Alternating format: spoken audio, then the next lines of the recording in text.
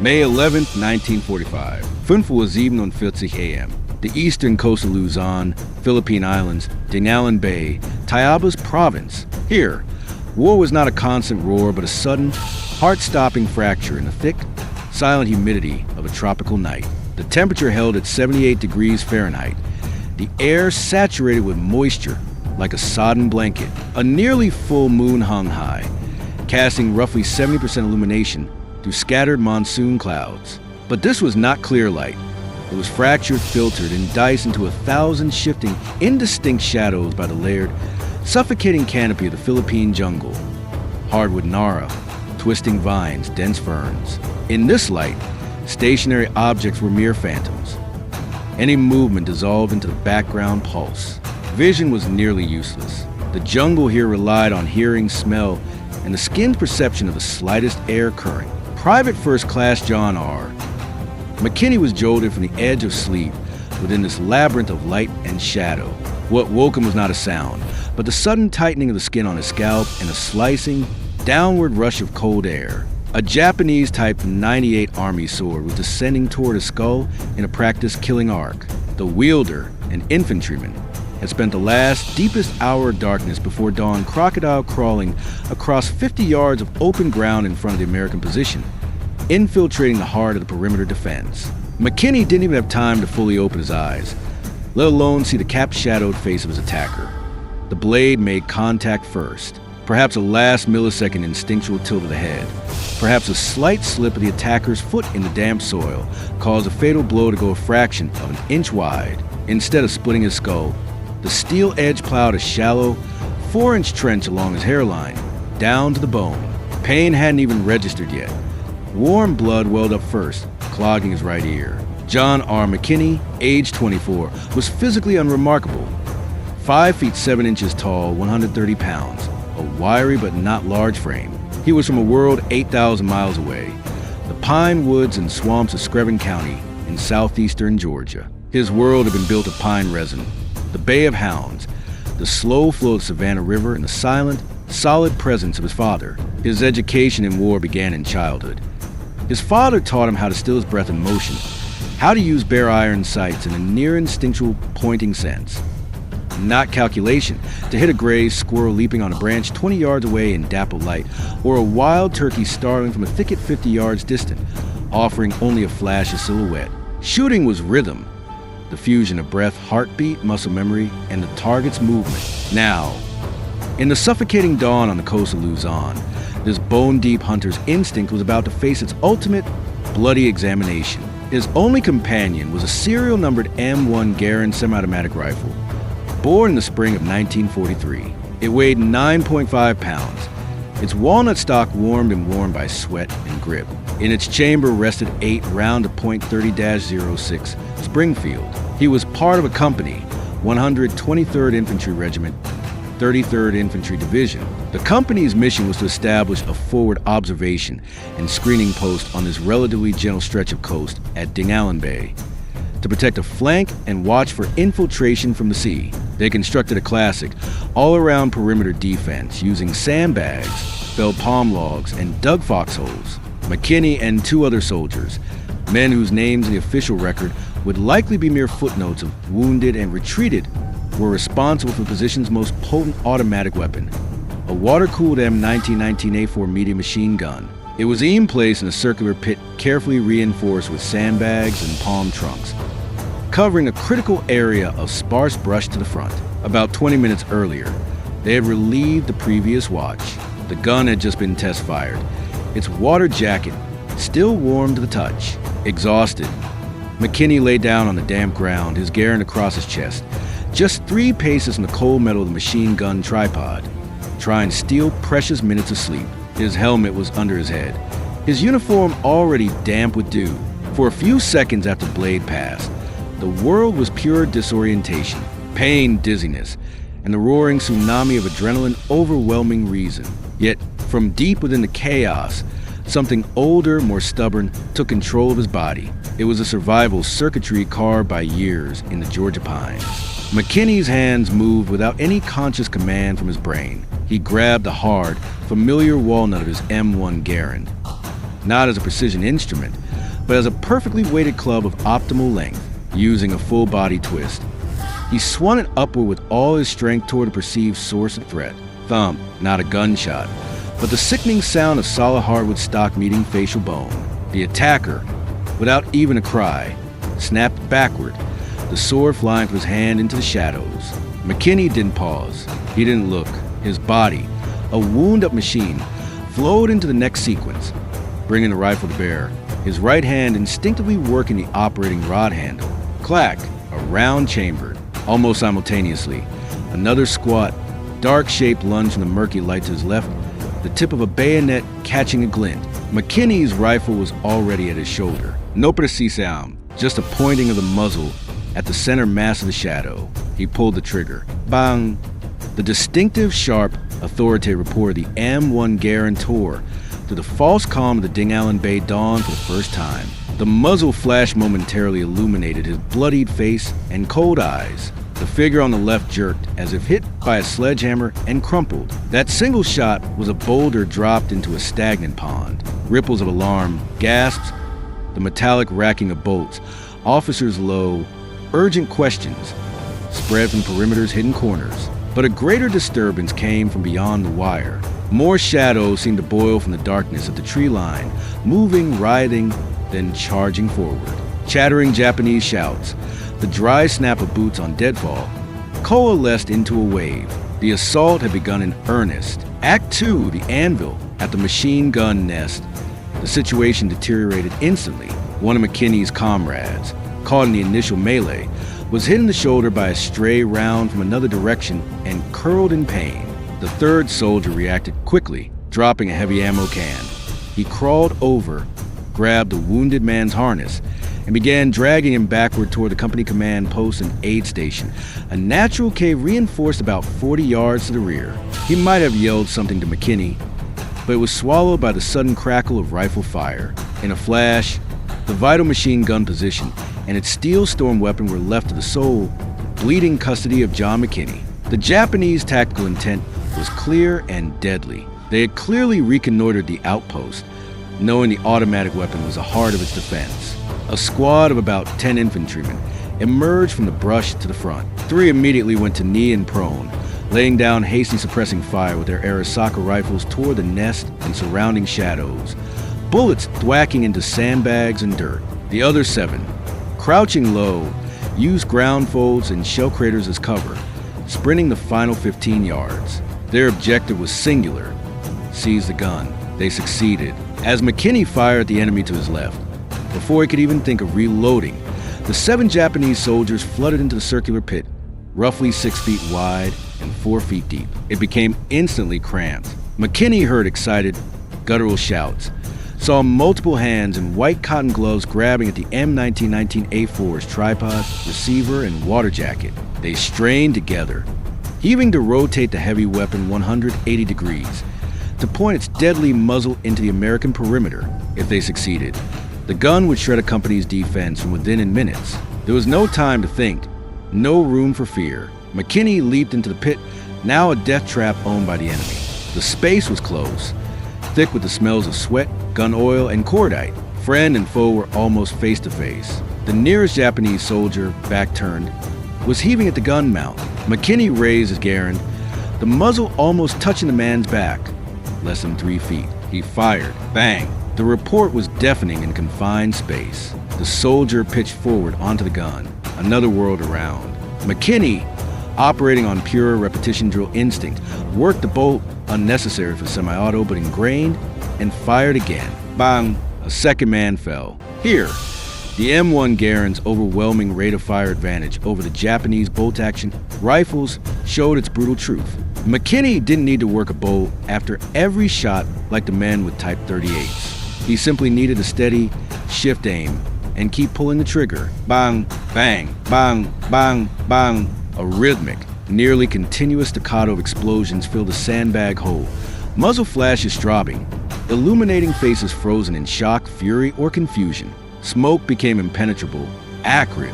In less than 8 seconds, the 8-round M-block clip was empty. 7 of the Japanese soldiers who had reached the machine gun were down at point-blank range, torn by the power of the .30-06 round, dead or mortally wounded, tangled with the cold gun and its scattered, hot brass. 3 enemies remained standing in the pit.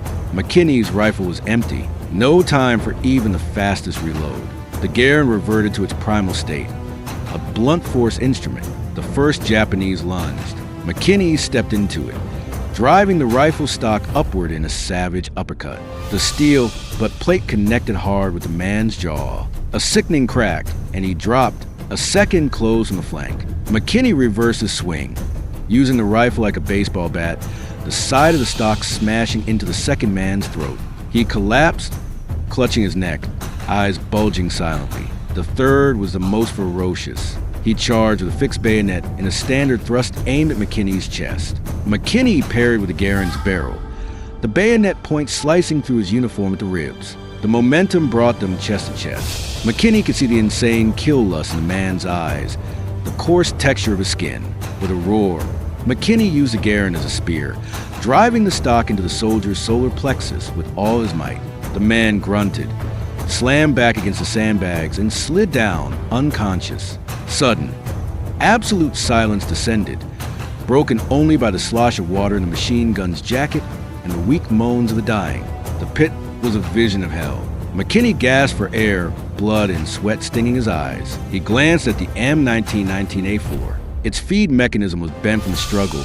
Canvas belt askew, useless for now. In under 2 minutes, inside a death circle less than 2 yards across, he had single-handedly neutralized 10 enemy soldiers with aim fire and brutal hand-to-hand combat. But as he dragged his battered body out of the pit, a greater wave of sound hit him.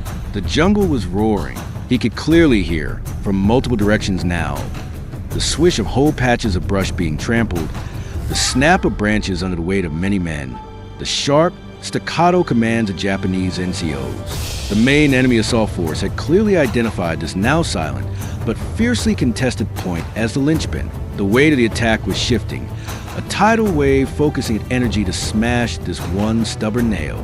More shadows, a semicircle of them, were emerging from a broader stretch of the tree line, pressing forward. Act 3, the Hunter's Dance. McKinney's mind was ice clear. The Hunter's Law dictated: stay in the open machine gun nest, become a mortar magnet. He rolled backward, putting about 20 yards between himself and the ruined pit, scrambling behind the massive, fallen trunk of a dipterocarp tree. Its trunk was over 4 feet in diameter, with hard as iron, more than sufficient to stop any rifle bullet at this range. Back against the bark, he performed a swift weapons check. Empty, he pressed the clip release, and a spent 8-round steel end block clip pinged out his feet. From his M1923 canvas belt, his fingers found a fresh, full clip.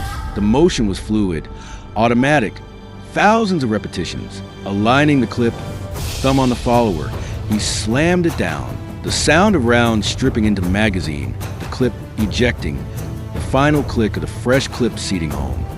The entire process took under 3 seconds. He had 7 more full clips on his belt, 64 rounds total, plus the one now chambered.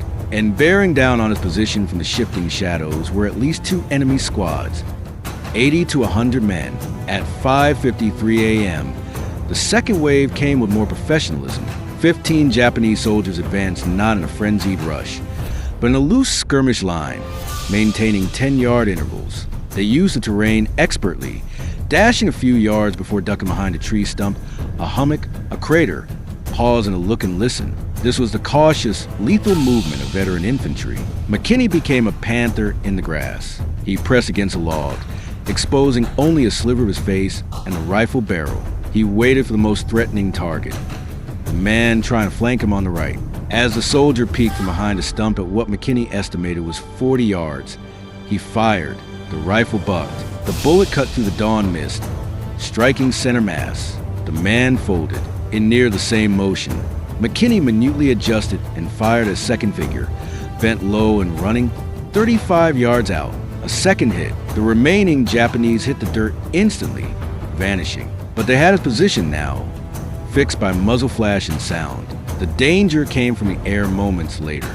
First, the faint whistling tear of oval objects, then concussive blasts. Boom, boom, boom. boom, for explosions in quick succession, churning the earth around the fallen tree.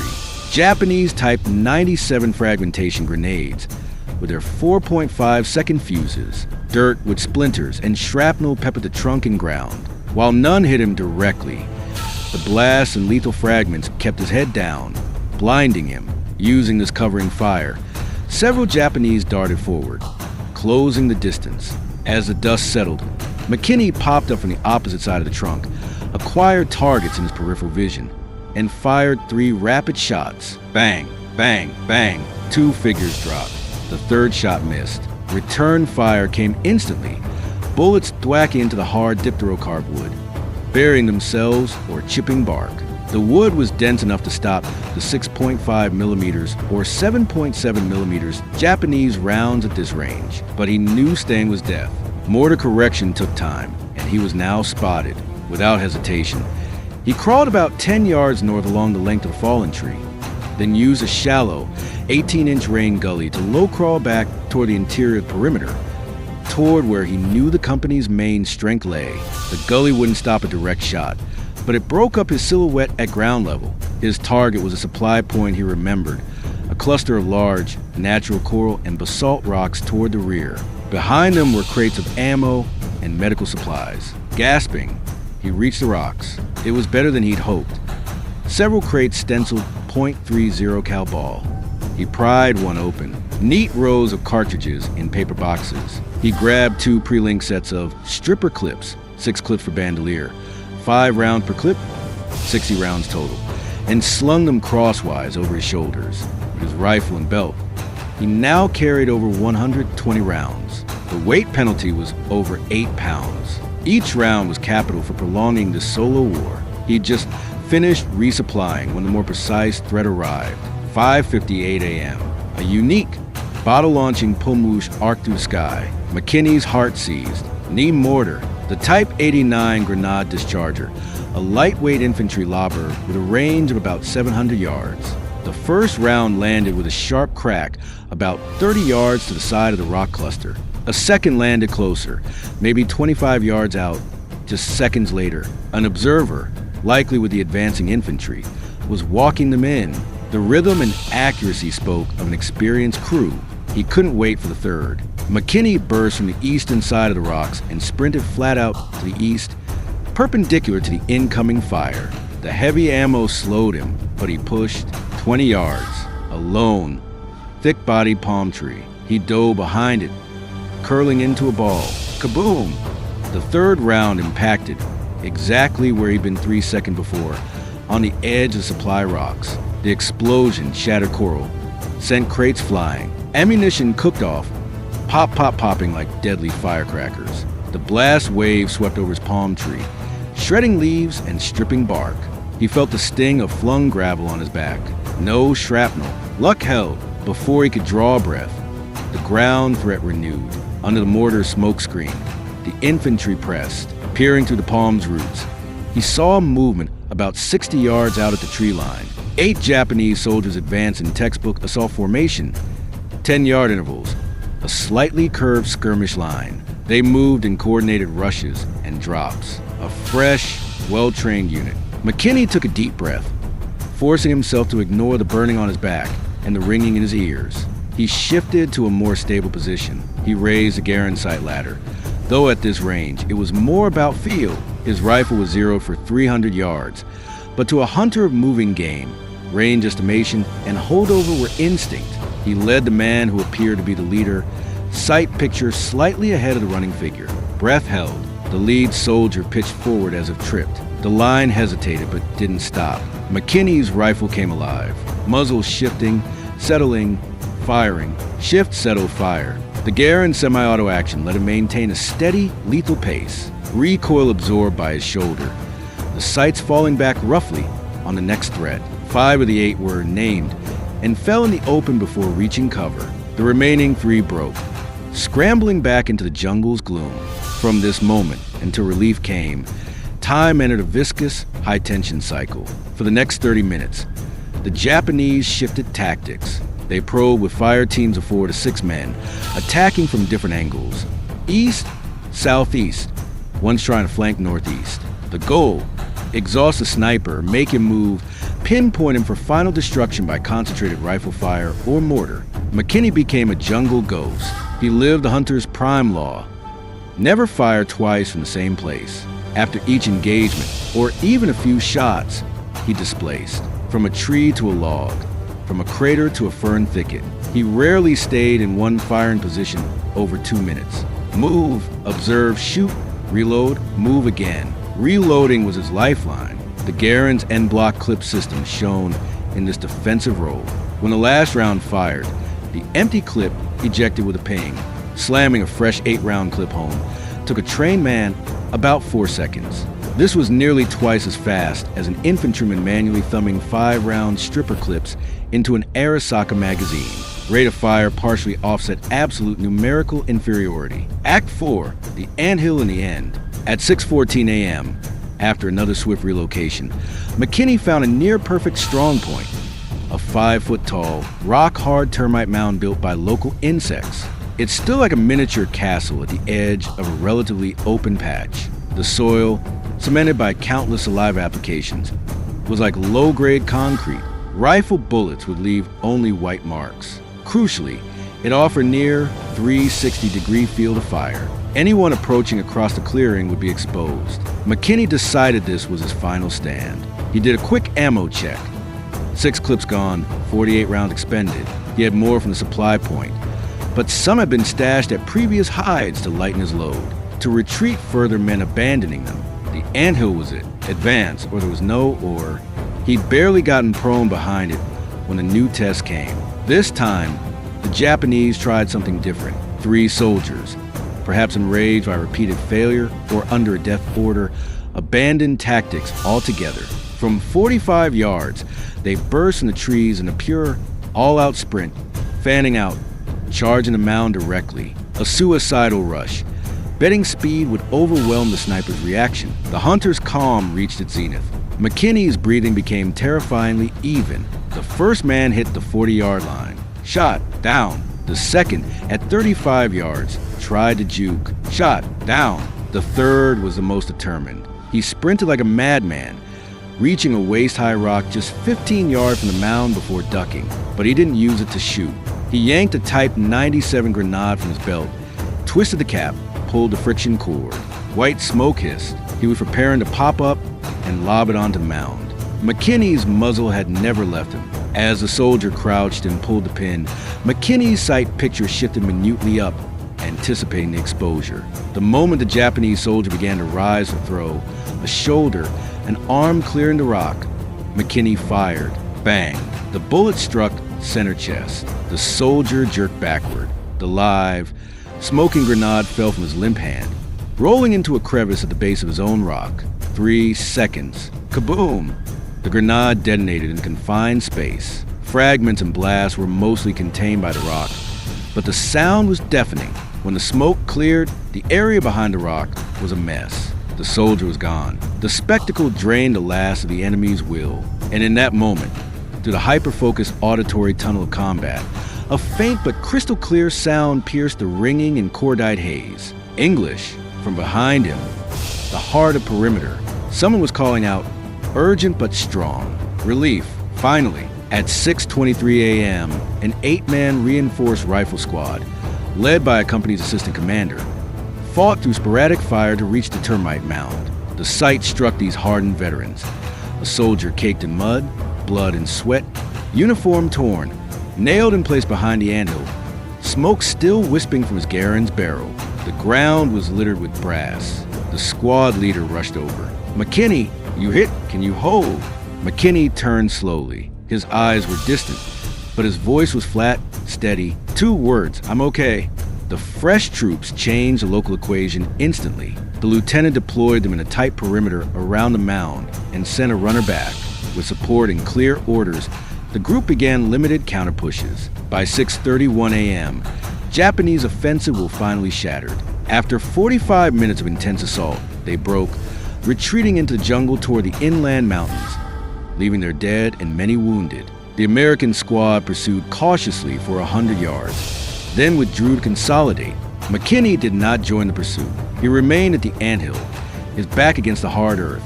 Sliding down to sit, he unbuckled his nearly empty belt. For clips left, 32 rounds. He loaded one into his rifle, then simply held it, staring out at the jungle now gilded by the rising sun. After the fury, the silence was almost suffocating, only the tentative return of distant bird calls. Act V, reckoning honor and silence. By 7 a.m., the sun fully cleared the horizon, burning off the last night mist. The battlefield lay exposed, cruel and clear. A company patrols moved out to police the area, count the cost, and recover their dead. The tally was staggering. Within a 50-yard radius of the destroyed machine gun nest, patrols found 38 Japanese dead. Most were clustered at the nest itself and near McKinney's early positions.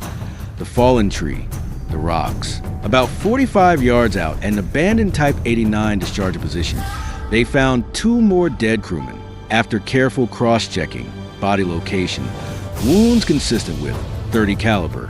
The confirmed personal kill count attributed to McKinney was 40. Tracks of dragged bodies and extensive blood trails into the jungle suggested higher casualties. But the report stuck to confirmed figures. In this dawn assault focused on McKinney's sector, a company's total casualties were remarkably light.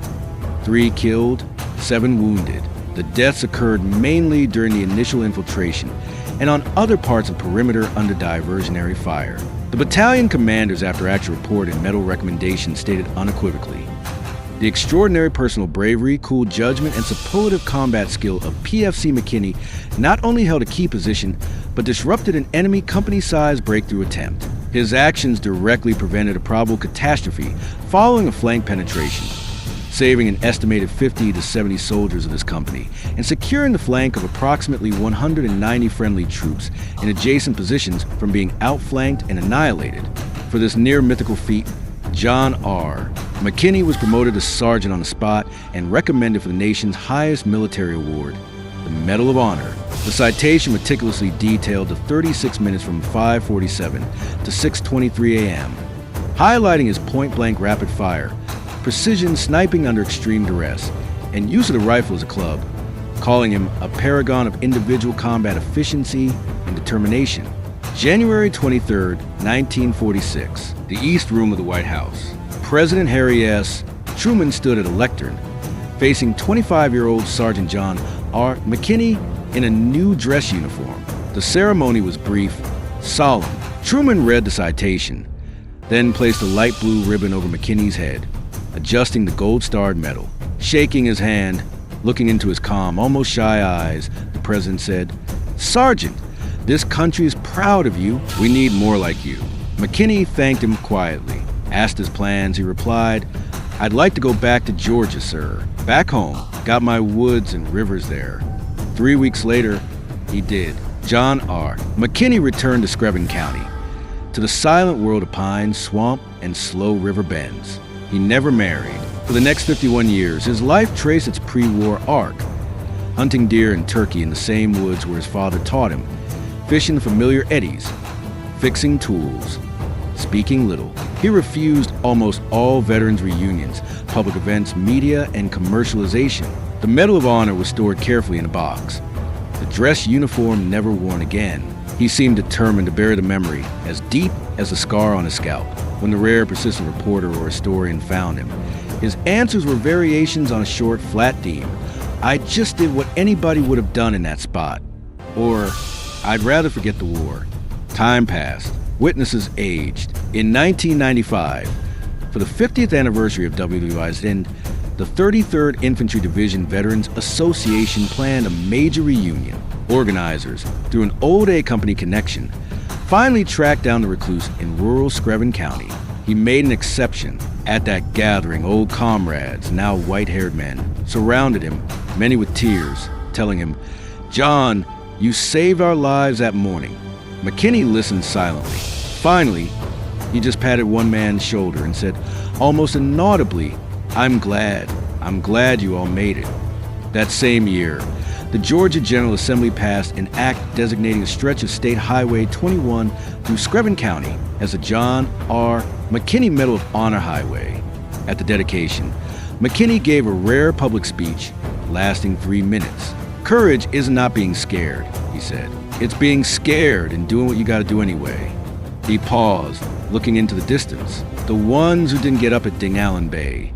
They're the ones ought to be remembered. April 5th, 1997. John R. McKinney died quietly at his home in Screven County. He was 76. He was buried with full military honors, accorded a Medal of Honor recipient. Veterans of the 33rd Active Duty Representatives attended. A rifle volley fired 3 times. A bugler played taps. Before his flag-draped casket was lowered, a final, poignant tribute. The very M1 Garand rifle, matched by Army records, that had seen the dawn on Luzon was laid upon it. This was a rifle that, in 36 damp minutes on May 11, 1945, fired 40 rounds with unerring effect. This was a rifle that, emptied, became an iron club, shattering the skulls and chests of 3 enemy soldiers. This was a rifle that accompanied a young hunter from the Georgia pines as he alone bore the weight of a 100-man assault on a distant tropical island, safeguarding the lives of 190 countrymen and the integrity of a line. It was silent testament to the oldest, most fundamental truth of war. In the direst extremity, a reliable weapon in the hands of a trained, determined, and resolute soldier can alter a seemingly foregone conclusion. McKinney's stand at Dingalan Bay transcended individual heroism to become a classic case study in U.S. Army infantry tactics, taught and analyzed at Fort Benning. It illustrates key principles: the sustaining firepower advantage of the semi-automatic weapon in defense, the critical importance of mobile defense and active counterpunch by a soldier when a strong point is lost rather than clinging to ruins, the use of terrain for concealment, observation, and rapid displacement, and at its core, the value of the decisive point, where the outcome of a battle can hinge on one soldier holding one spot for 5 more minutes. From the Georgia pines to Luzon jungle, the core survival and combat laws John McKinney employed were, in essence, unchanged. Stillness reduces exposure. Patience yields opportunity. Instinct trumps hesitation. The first shot matters most. Sustained fire suppresses. Never linger to become a fixed target. These tenets, etched into a hunter's soul, were executed at their highest pitch on a May dawn in 1945, bending a small page of history. The price was 40 enemy lives and a thin, white scar on his own scalp. The war's first and only lasting mark upon him. The sword meant to kill him became merely a cold footnote to his legend.